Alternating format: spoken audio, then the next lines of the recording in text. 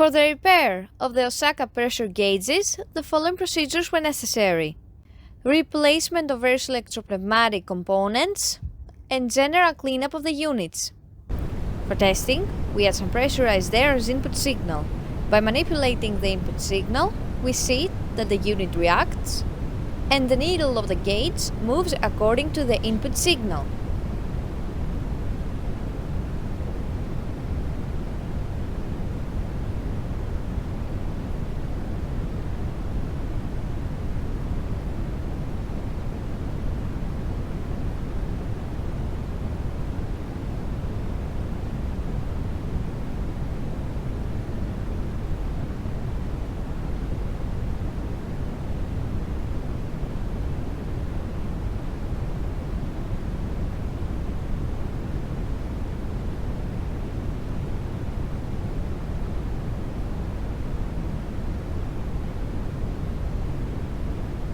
The same process is repeated for the second gauge.